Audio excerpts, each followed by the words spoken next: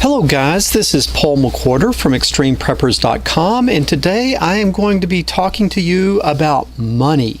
I think this is a really important topic, and it's something that I think we really need to understand. As we're looking towards a certain amount of uncertainty in the future, I think it's very important for us to understand what money really is and how money really works. These might be some things that you're vaguely familiar with, but they're things that I think are of the utmost importance. And so I think this is probably one of the most important videos that I've made to date, and it's something I hope you will really watch and you will really think about. Okay, before I get started, the first thing I need to ask you to do is just forget what you think now that money is, or forget your preconceived notions about money. And I think that we've got to go back and look at the very fundamental characteristics of money in order to understand it and in order for us to be effectively prepared for a very uncertain future. Okay, so I want you to kind of clear your mind of the concept of I work, I get these things, and then I take these things and I go buy things. Okay, that we need to more fundamentally start with a clean sheet of paper and understand what money is, where it came from, how it's really supposed to work. Okay, we need to understand the fundamental characteristics of real money. Okay, so in order to do that, let's just back up for a moment and let's put ourselves back at a time and a place where there was not the modern concept of money. So let's go back to the 1700s. Let's say that we're in a rural area and there's not the traditional modern concepts of money. You don't have a credit card, you don't have a checking account, you don't have these paper currencies. And let's think about what we would really need and let's think about how we make things work. Okay, so we're going to go back to the mid 1700s. We're in a rural area. I'm going to go back there and I'm going to give myself a trade. I'm going to be a blacksmith. Okay, great thing about being a blacksmith is everyone has horses, everyone needs to have their horses shoed, and so I've got something very valuable. I can shoe horses. I have a blacksmith shop. All right, so let's move forward and start trying to do business. Okay, and we don't have this modern concept of money. Well, a person, everyone has horses, everyone kind of wants the skill that I have to offer. So I start at 7 o'clock in the morning, about sunup, where we are. And the first customer that comes in wants to have their horse shoed, and there's no concept of money, and so we have to be able to barter. So let's think about how this barter might work in our hypothetical day, a day in the life of the blacksmith. Okay, first customer that comes in has a cow and has milk. Okay, well, the great thing is I really like milk. Okay, the problem is that in the 1700s there's no refrigeration, and so that gallon of milk, let's say a gallon of milk would be equivalent to me, the value of me shoeing their horse. The problem is I already have a gallon of milk for that day. The shelf life of a gallon of milk is 1 day. I don't need that gallon of milk right now. I like milk, but I don't need milk right now, and therefore I can't make this transaction with this customer, because if I took the milk would go bad and I would have nothing to show for my labor today. So I have to tell them, thank you, you got to take your milk somewhere else because I already have the milk that I need for today, and it would go bad, so it's of no value to me. So darn it, you know, I really wanted to shoe horses, but I couldn't shoe horses because of the milk was not something I needed today.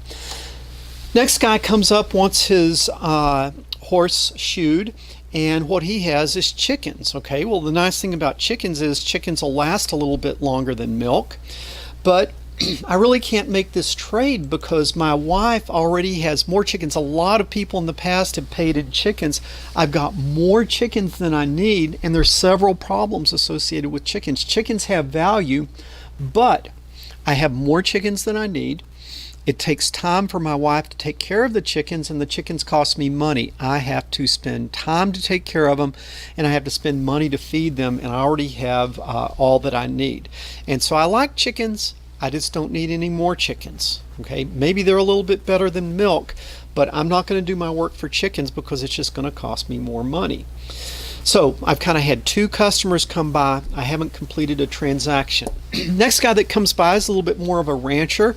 He has just butchered a cow and he's traded off some of his meat products, and he comes to me and he has the liver left. And so what he wants to do is he wants to trade me the liver for shoeing the horses. Now, if he'd brought in some ribeyes, I would have traded for that. But the thing is, it's just like, I don't like liver. My liver might be worth something to some people, but I personally don't like liver. And so if you're offering me the liver and you've already traded off the steaks, I'm not going to make a deal because I don't like the way the liver tastes. Okay. Now we come up and you notice that like half the day's gone now. It's about lunchtime, and I've had a lot of people that have wanted my service, but I haven't conducted business because I don't have a way to make an exchange. Basically what I'm saying is you can kind of see that bartering doesn't really work, or bartering might work, but bartering is very inefficient because it's hard to make a transaction.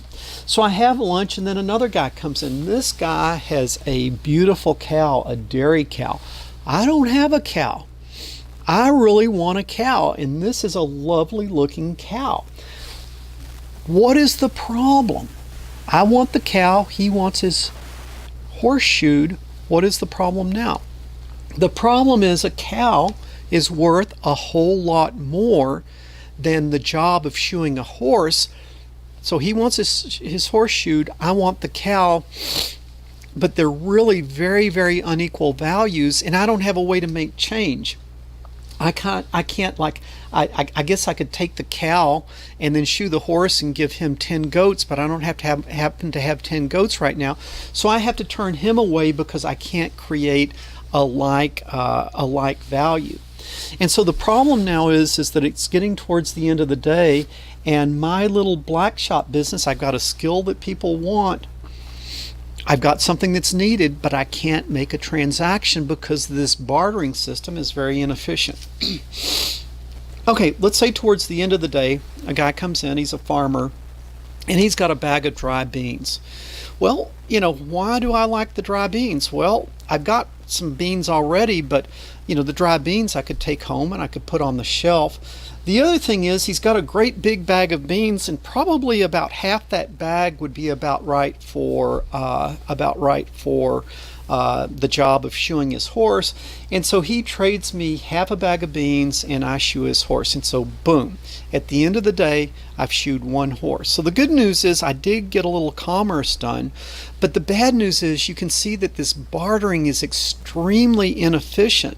And I spent most of the day sitting around not doing work because there wasn't an easy way to come to closure on a transaction. Now, I guess what I could have done is I could have taken the chickens and then done the shoeing, and then I could have walked around town trying to see if I could have, what I really need is a shovel, see if I could have traded those chickens for a shovel.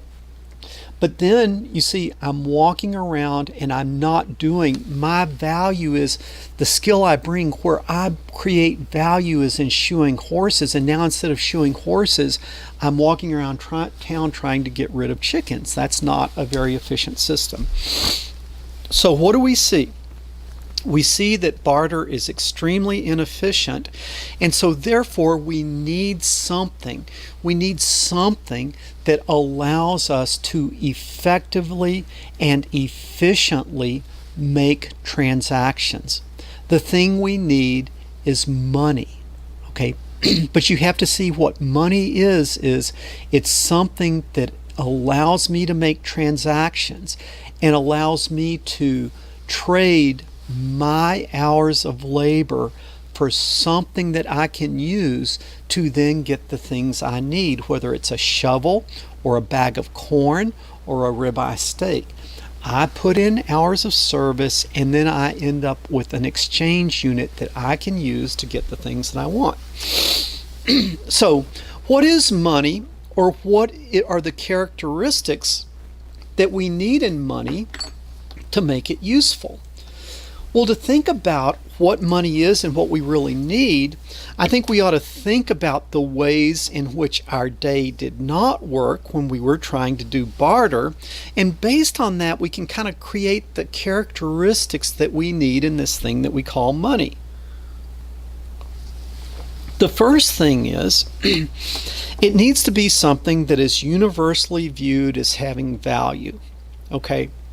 So if I trade my 2 hours of labor to shoe the horse for a liver, the problem is the guy that has the shovel, he might not want liver any more than I did. And so liver is not good because it's not something that's universally agreed as having value. I need to make sure when I take this unit of exchange, it's something that other people are going to accept. And for something to be money, it needs to universally be viewed as having value. Now, some of the things, if there was only this one characteristic, some of the things that we had would have met this. Probably everyone would view eggs as being valuable. Everyone would have viewed milk as being valuable. Everyone would have viewed cows as being valuable. A lot of these things would fit this first characteristics of being universally viewed as having value. But there's a second characteristic that we need to talk about. And that second characteristic is the item that we're trading needs to have a long shelf life. Because the key to building wealth and the key to building success is to be able to take the labor that I put in, my labor hours, and to be able to set them aside and then draw on them later when I need them. And so if I shoe a horse and I take eggs, and everyone universally views eggs as being valuable, and I put those eggs on the shelf for a rainy day, and I come back a year later and I want to buy a shovel, those eggs are not good. So the problem with something like eggs is the shelf life is so short, I have no ability to create wealth. I have to take those eggs and I have to find someone immediately who wants eggs, and maybe the guy that has the shovel, he doesn't want eggs. So instead of shoeing horses, I'm running around trying to find someone that has a shovel, number one, and number two, wants eggs. So for something to serve as money, it needs to not only be universally viewed as having value, it needs to have a long shelf life. It needs to be something I could put on the shelf and come back a year later and then use it for a transaction. So things like eggs and milk, that just isn't going to work because of the short shelf life. Okay. Third thing is, let's think about something else that didn't work. Why did the cow not work? The cow is too valuable, and you can't trade half a cow, right? The cow is too big of a unit of value, and so you can't use the cow to get your horse shoed, or you can't use the cow to buy a loaf of bread. It's too big, it's too valuable. So for something to be used as money, besides being universally viewed as being valuable, besides having a long shelf life, it needs to be divisible, or it needs to be available in small units. And so the cow and things like that are just not going to work. Okay? So we might think about the chicken. The chicken would be more consistent with small transactions. The chicken does have some degree of a shelf life, but the problem is if I take the chicken costs me money to own because I have to feed him. And so I cannot put the chicken on the shelf and come back a year later and get the chicken. The chicken costs me money to keep, and the chicken takes time to take care of. And so the chicken is not a good way to take my labor, the value of my labor, and to move it into the future, because now besides being a blacksmith, I've got to take care of the chickens. So chickens are not gonna work. Okay, so let's look at what we need in money. We need something that's universally viewed as having value. It needs to have a long shelf life. It needs to not cost me anything to own, and it needs to be something that doesn't take any work to keep. So, I don't need to be going out and taking care of the chickens. There's another characteristic of money. And so let's say that if we're talking about beans, the bag of beans meet some of these characteristics. Maybe one thing is the bean doesn't have a really long shelf life. Maybe dried beans would last a year. but kind of a limit of the beans is there's not a very long shelf life, like you couldn't put them aside for 10 years and hold value for 10 years based on beans. The other problem is if I wanted to buy something like a cow, or if I wanted to buy something like an acre of land, it's going to take way too much beans. The beans are not a dense store of value. So let's say I was successful as a blacksmith, and then all of a sudden, if I worked for a year, now it's like I've got 10,000 pounds of beans, and if I want to buy an acre of land, I've got too much tonnage of beans. It's not easy to make transactions in large transactions. So the final thing that you want in money is you want something that's very dense, something that you can cram a lot of value in a small amount of space, something that you could put in your pocket and you could go and you could buy an acre of land. So let's summarize what we need in money. Universally viewed as having value, a long shelf life, available in small units of exchange, or something that is divisible for small transactions, something that doesn't cost you anything to own, something that does not take work to, that does not take you to require you to do any work to own, and something that's a very dense store of value. Okay, let me give you one thing that people use for money for a while, and that is they use tea. Okay, I'm not talking about Lipton tea, I'm talking about these tea bricks. This is a tea brick that I bought from the Orient. You can see that it's very solid. You know, it's like, it really is, it's like a brick. Okay, and the thing about this is that let's look and see, because tea was, at times used as in various parts of the world and at various times as money. Universally viewed as having value. Hey, just about anybody would take tea, because if if somebody else wouldn't trade for it, you could drink it, and just about everyone likes drinking tea. So you can see that I bought this for $20. I could have kept it and traded it with someone, but I liked it, so I just started consuming it.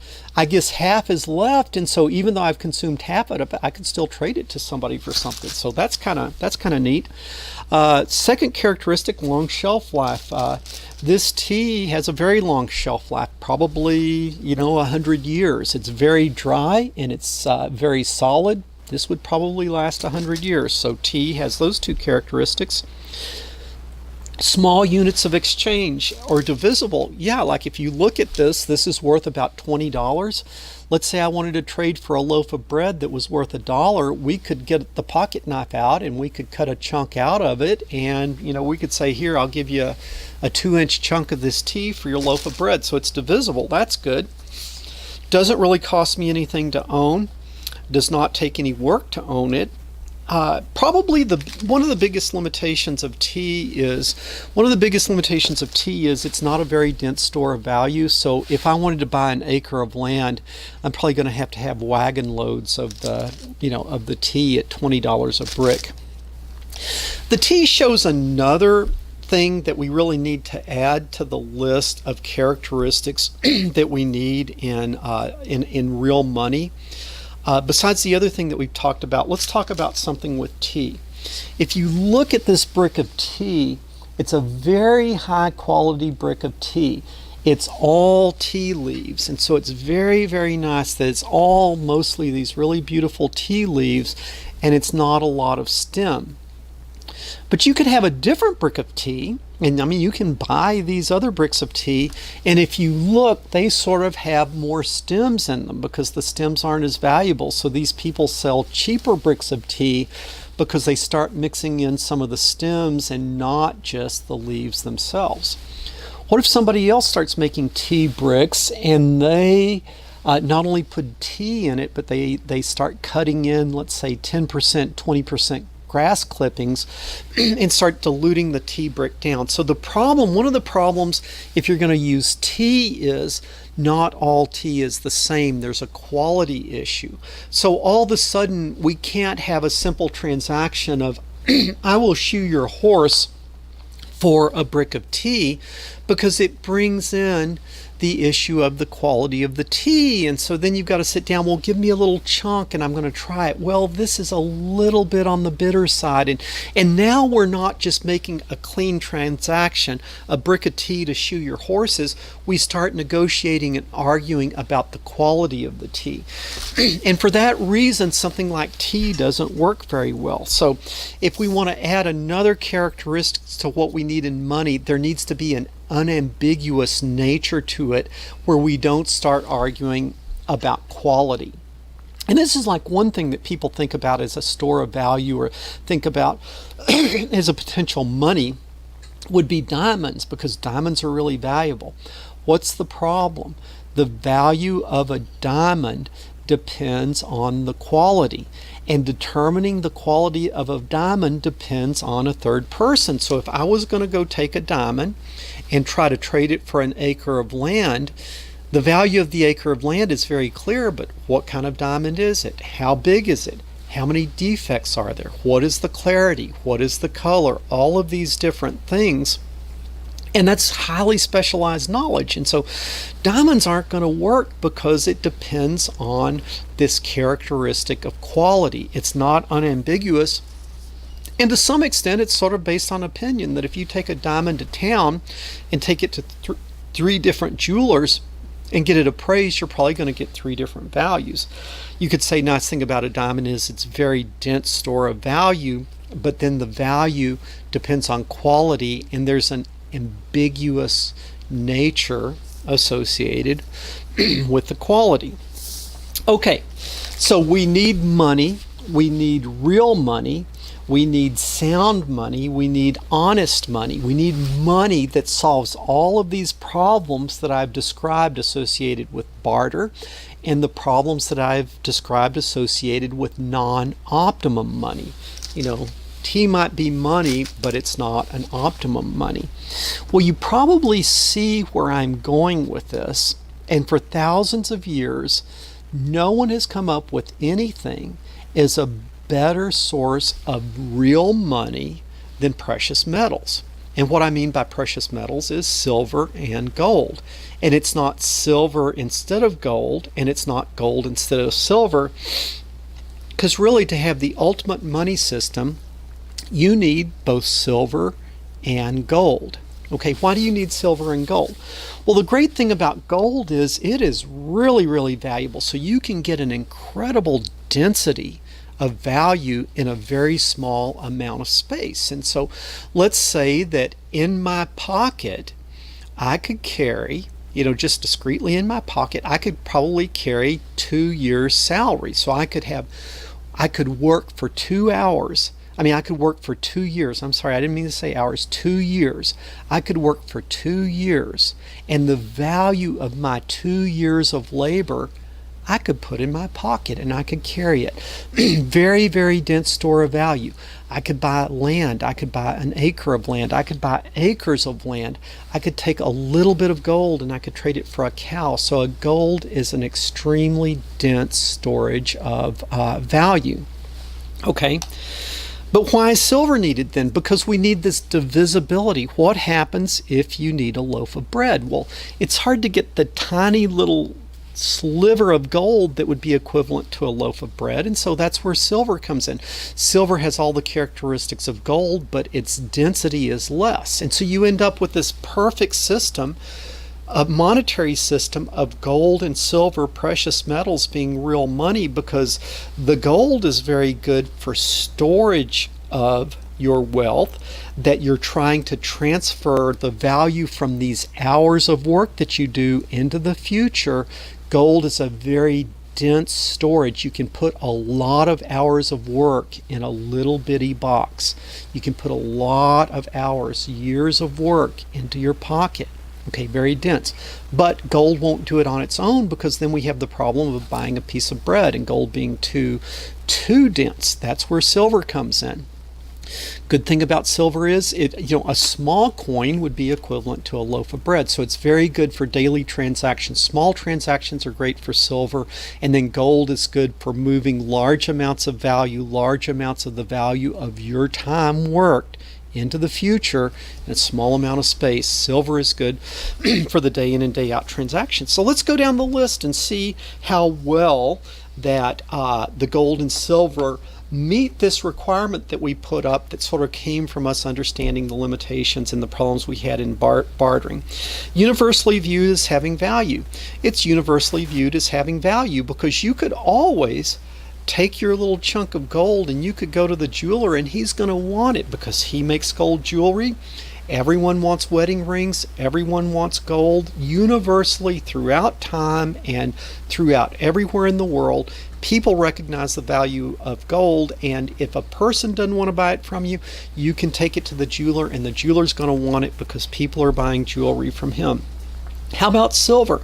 Well, in the old days, there was the silversmith, and many fine things, whether they were items of art or items of practical use, like a spoon or a saucer or a teacup, were made out of silver. It was viewed as a very fine thing. The silversmith always wanted your silver.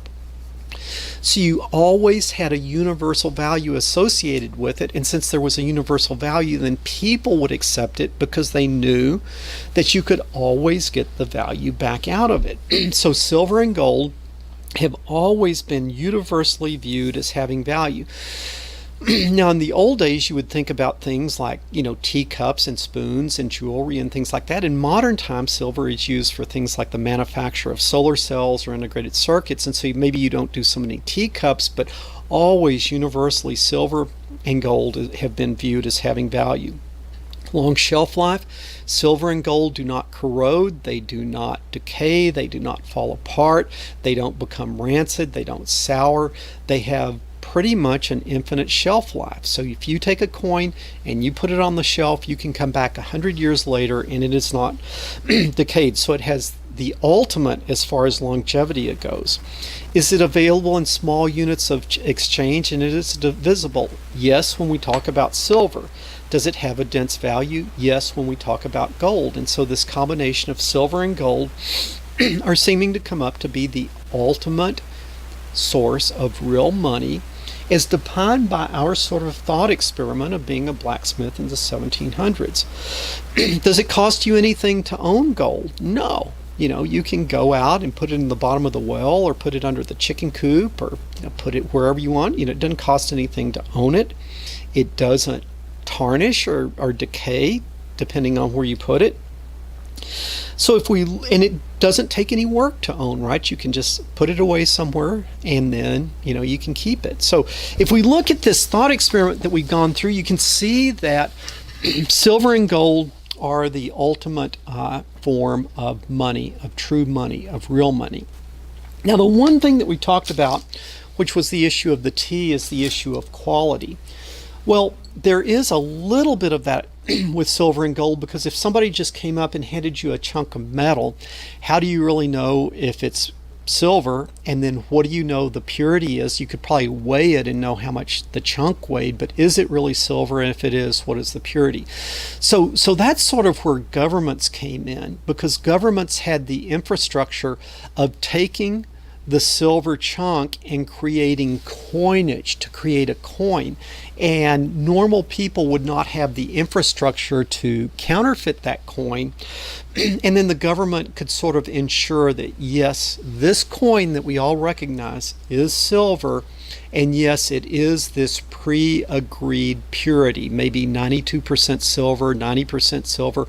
We agree on the purity of the silver and we agree on the weight, and then everybody recognizes it as a coin. So really, governments did bring huge value in the creation of sound money, in the creation of real money, not by creating money, but by taking money, which is silver, and creating convenient units of exchange that take the one remaining problem out, which is the quality factor.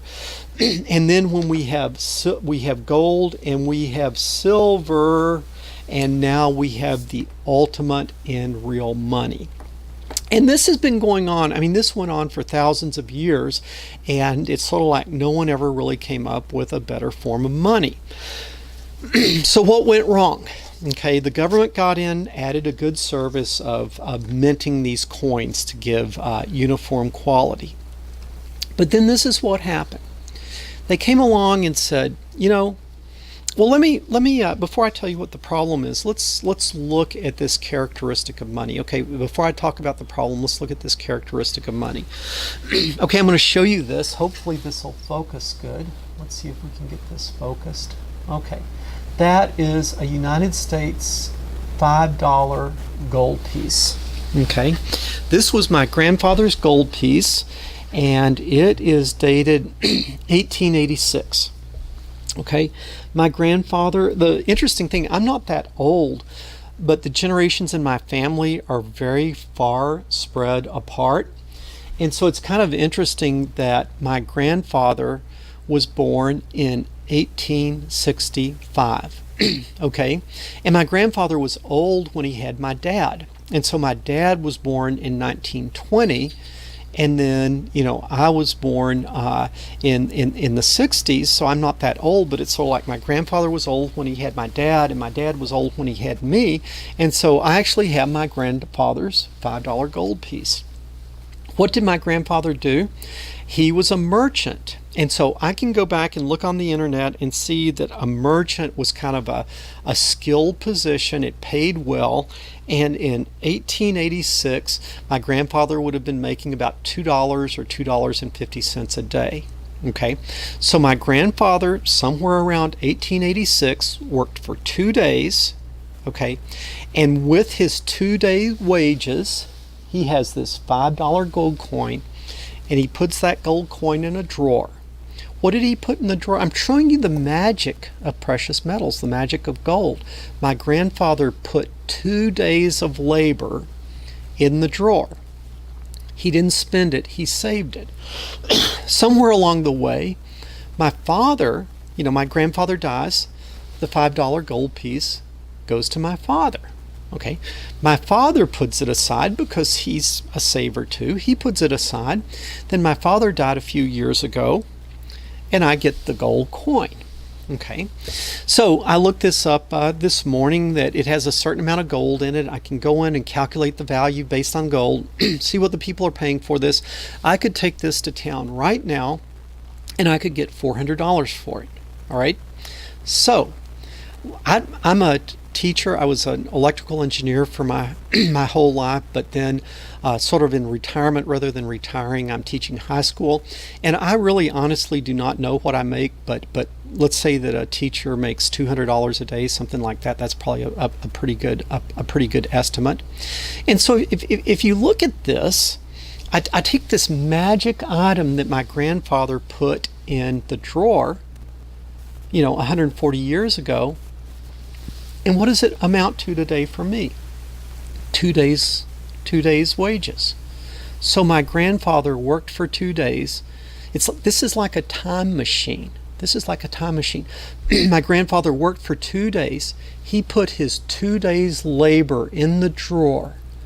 And then it moves 140 years into the future. And what do we have? 2 days labor. So it's like my grandfather was able to give my father, and my father was able to give to me 2 days labor. And so if I wanted to, let's say, if I was inclined to, I could take vacation for 2 days, not work, and that would be a gift given to me from my grandfather. He worked for 2 days. Through this gold coin, he was able to give that 2 days of labor to me some 140 years in the future. Same thing, same year here with silver, 1886. This was my grandfather's silver dollar. Okay, same year, 1886. At this time, a dollar would have been several hours' wages for him.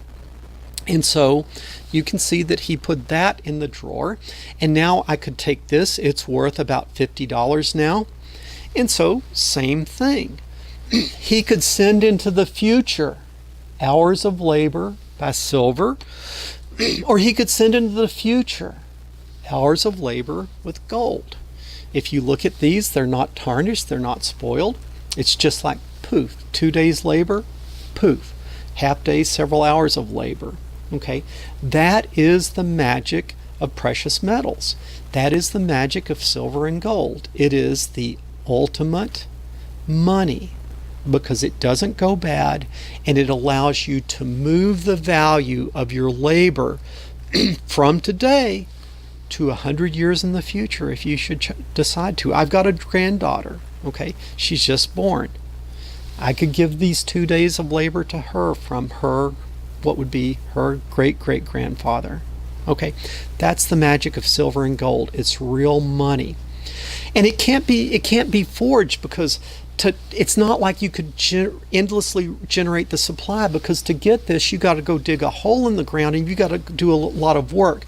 So intrinsic in a silver item is the labor that went into producing it, and you can't make that labor easier. In fact, it's getting harder and harder. You got to dig a deeper and deeper and deeper hole. So the labor that it takes to create one of these is getting more and more. So it's the ultimate form of money. It perfectly meets all of these requirements that we laid out. It is the ultimate perfect form of money. Okay, so you say, well then what's the problem? Okay, well this is the problem, and you got to really pay attention to it, because for thousands of years you had sound money, you had silver and gold, you had real money. But the government got involved by adding a real service, a needed service, by standardizing the purity and the weight and giving us something that we could recognize so that we could easily transact amongst ourselves without having to involve a third party. But then one day, somebody had a brilliant idea and said, you're carrying all this around and it's wearing holes in your pocket, so here's what you do. You come to us and you give us your real money, and we will give you a piece of paper that represents your real money, and then you can carry the piece of paper around. And the nice thing about the piece of paper is that it doesn't wear a hole in your pocket. You can get more of it in your pocket. And so you give us your real money, and we will give you a piece of paper representing your real money. But if you ever want your real money back, all you got to do is come in and bring the piece of paper, and we will give it back to you. So now I need you to pay real close attention to this. You see this dollar? It doesn't look like your dollar today.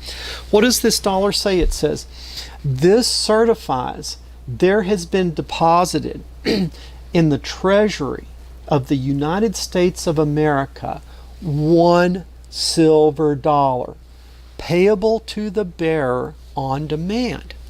So we give our silver dollar to the bank, and the bank gives us this note. But read what it says at the bottom. $1 silver, payable to the bearer on demand. So you go and you could take your dollar, and then you could get your real silver dollar back.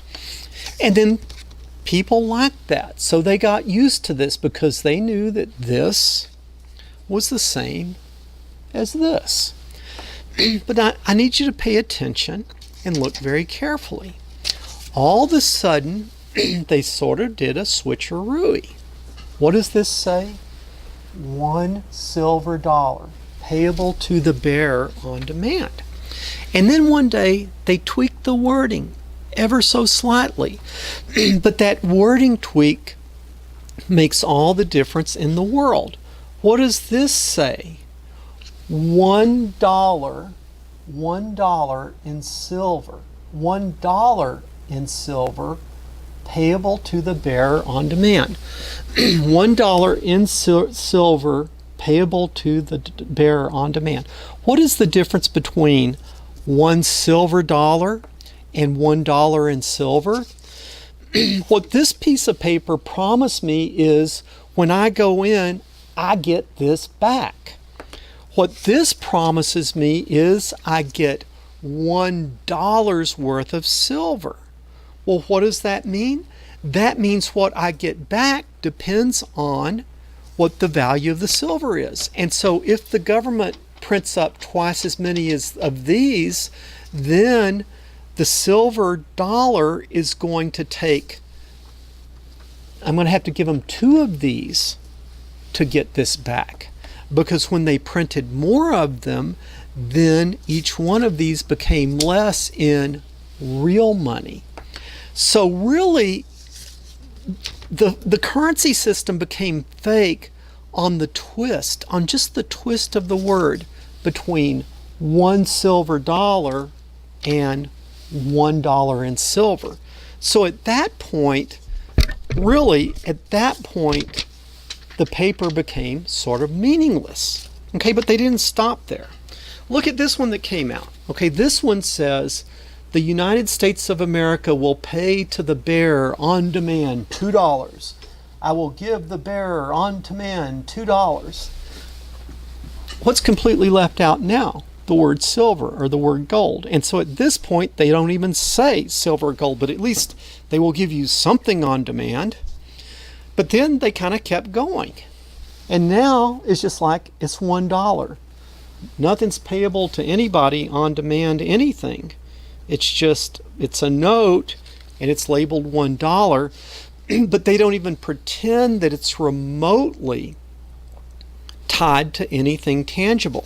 So do you see how we kind of got led down this? Okay, this was great. Okay, this was a promise that we could get one of these. But you could say, okay, well, why didn't we just stop here? Okay, and everything would have been good. That this would be good because it's payable to the bearer on demand. Now, I actually thought about doing this, but the problem is, with the Patriot Act and all that sort of stuff, people and banks don't have much of a sense of humor. But what I wanted to go down with a video camera, I wanted to go down to the bank and take this in and demand my $1 silver, $1 silver payable to the bearer on demand. Well, guess what? If I did do that, first of all, they would get mad and probably arrest me and accuse me of like you're not, I don't know, maybe you're not supposed to take a camera in the bank or something, but you probably get in trouble for doing it. So I'm not going to do it, and I wouldn't recommend anybody do it. But I can absolutely tell you that if I did that, if I took this in there, they would not give me a silver dollar because the silver dollars are gone. And this turned out to be sort of an empty promise. Maybe initially when they first issued these to give people confidence in the system, maybe a few times they would take them in and you get your silver dollar, and then everybody got used to these things. And then as they got comfortable with these things, they didn't notice the wording changing when you went to this and it said $1 in silver instead of a silver dollar. And then they didn't really notice that when you went to this one and it says that it's $2 payable to the bearer on demand. And so they sort of accepted that. And then by that time, you're so sucked into this paper system that when they come up and they say $1, it's just like, yeah, those are the sheets of paper that people take. Okay, so what's the problem with this? Why am I making such a big deal about this? Okay, 1886, my grandfather puts 2 days of labor in the drawer with $5 of real money. Okay, $5 of real money in 1886. My grandfather put 2 days of labor in the drawer. Now, when I get this today, I still have 2 days labor. It's still worth 2 days of my labor. Okay, but let's say this. Now, this really was my grandfather's. I don't have a $5 paper note from him, so we'll just pretend on this one. Let's say that this $5 note, this is kind of an old $5 note, but let's say this $5 note, my grandfather had also tucked away into that drawer. Okay, 2 forms of money, or alleged money, 1 real money and 1 paper money. Okay, grandfather could have gotten paid, the $5. It's like, this and this were interchangeable at the time. This was worth the same amount as this, okay? But he put $5 paper in the drawer, and he put $5 real money in the drawer. This is worth 2 days' labor. I could go, $400? I could go buy 4 goats with this. This version of money, which we're going to now call fake money, I could not buy a Happy Meal at McDonald's, or at least I couldn't go in and get, a Big Mac and fries. I could not get a cheap, disgusting meal for this, and this still represents 2 days' labor. Do you see that this is real money And do you see that this is fake money? Do you see the difference between the two? Or same thing here. Couple hours wages, this is worth $50 now. This dollar, real money, is worth $50. This, my friend, I could not buy a candy bar with. Okay. So what do you see? What you see is that we started with real money, then we went to something that could be traded for real money, and then we went to something that was kind of related to real money but not tradable for real money, to something that was just a promise that we would get something known as a dollar if we took this in, to something now that doesn't even pretend to represent any type of promise. Why am I making such a big deal about this? Well, because I'm 55 years old, and you sort of start looking at the concept of retiring.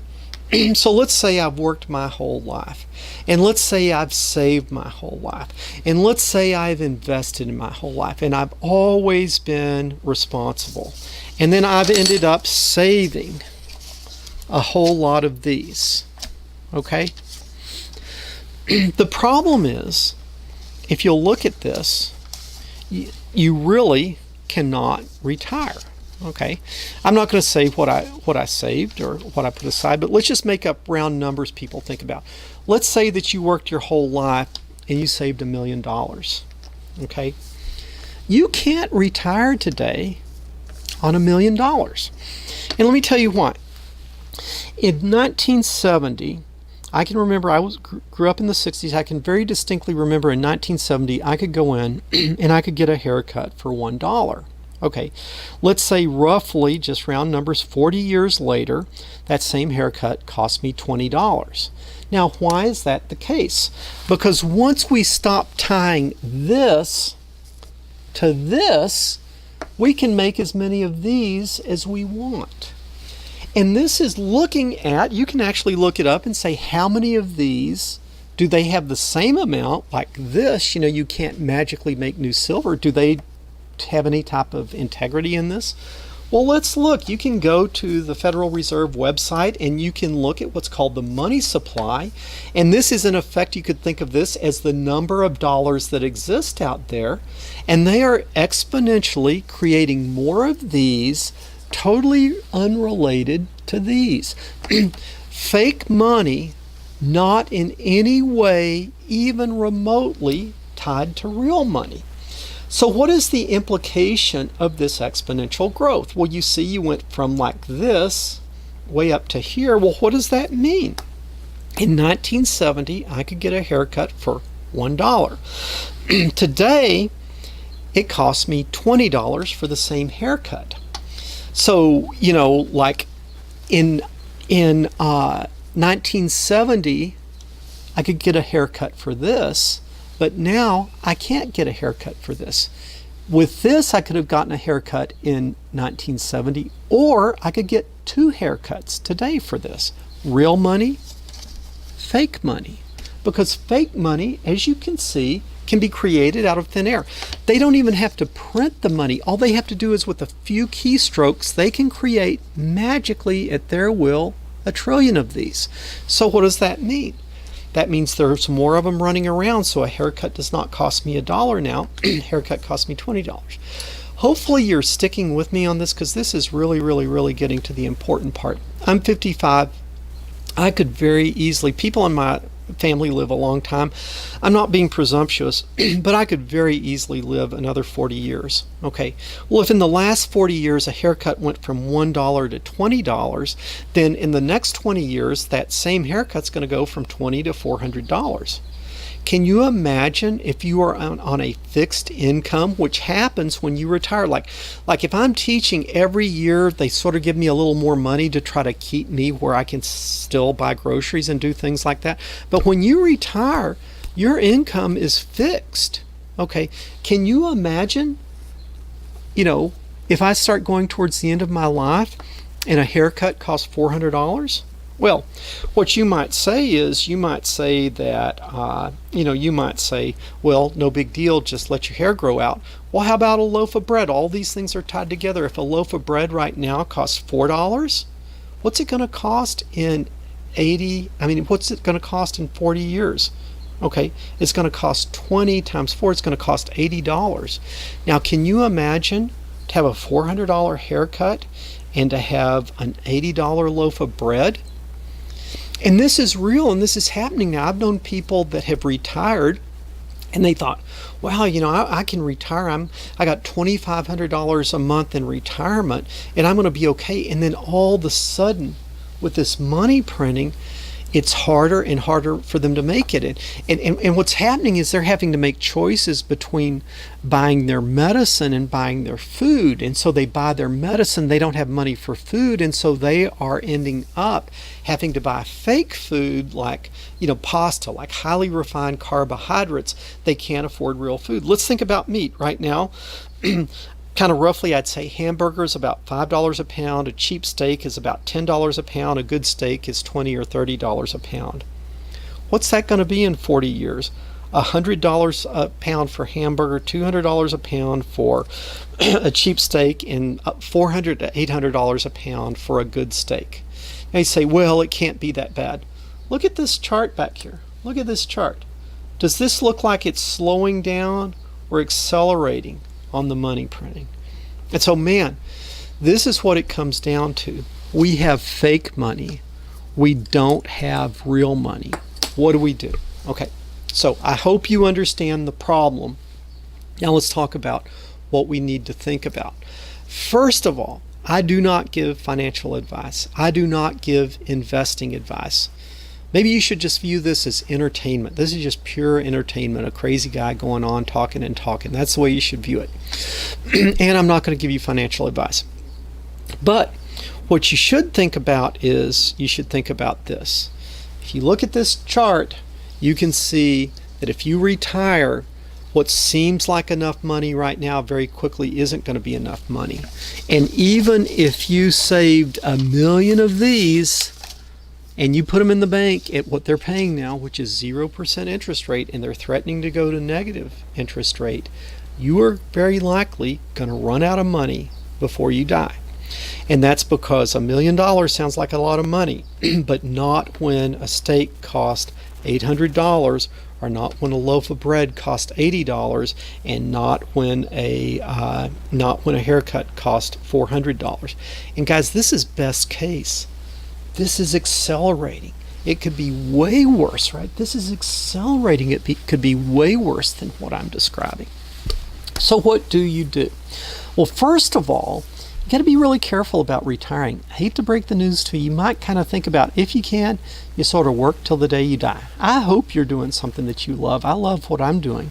I hope you're doing something that you love. But you might think about the idea of, I don't want to be the one to break this to you, but maybe you don't get to retire when you're 55 and then spend the next 40 years driving around in a recreational vehicle.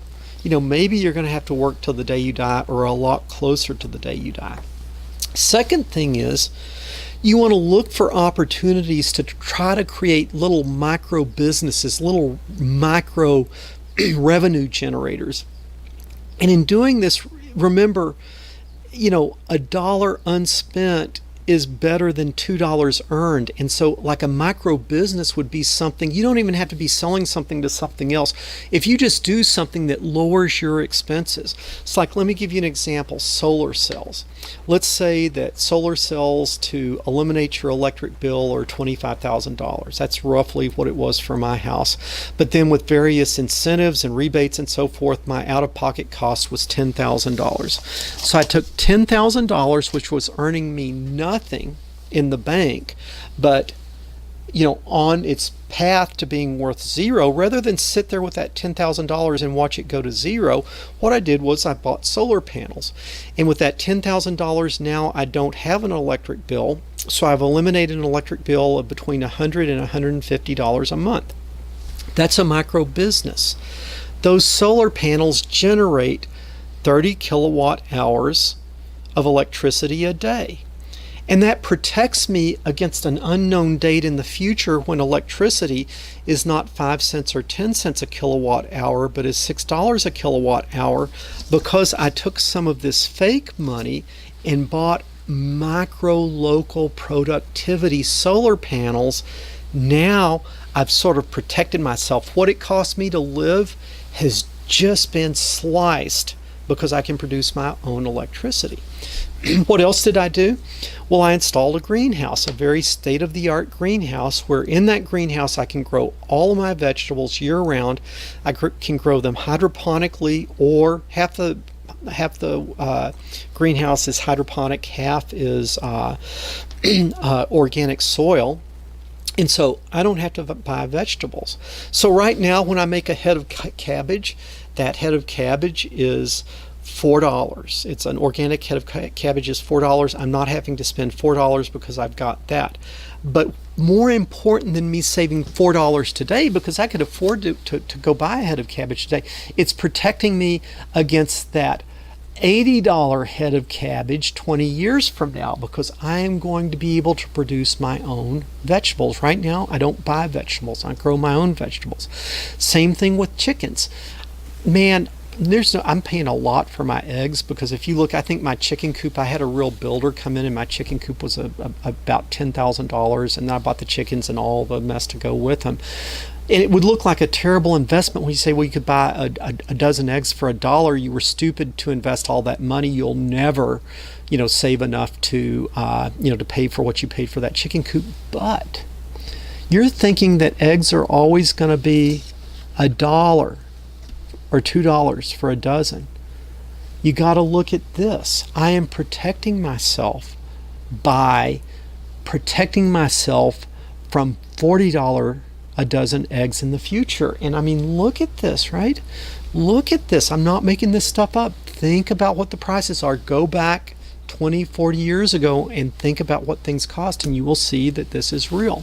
So what you want to do is you want to invest in your local infrastructure, and you want to invest in things that allow you to both be self-sufficient and sustainable. And I don't mean locking yourself on the compound. I mean, man, I've got eggs.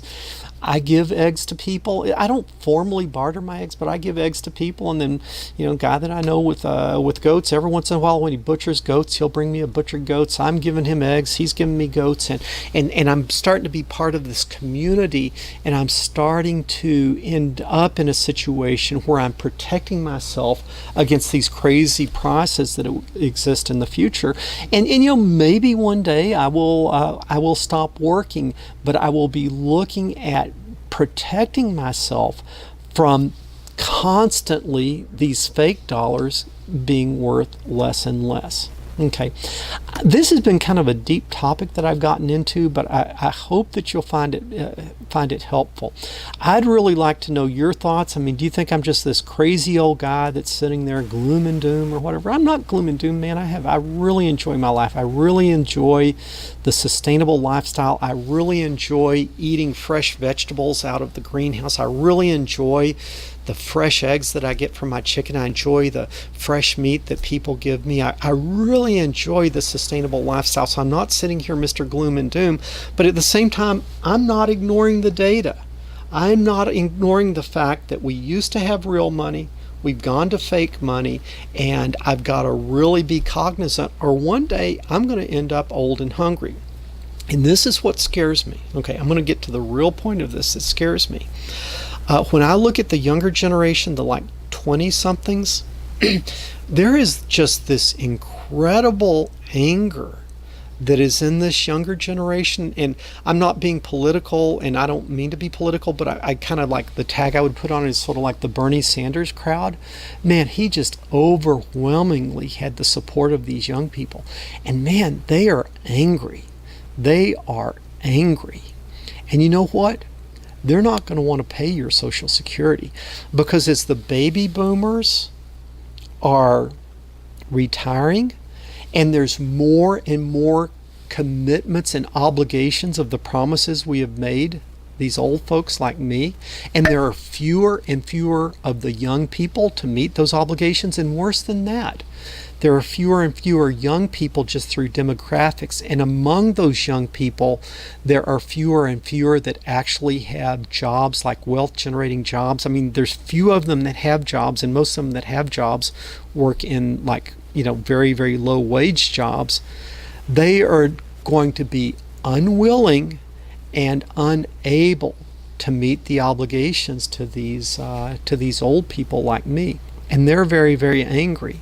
Man, I look at the next step is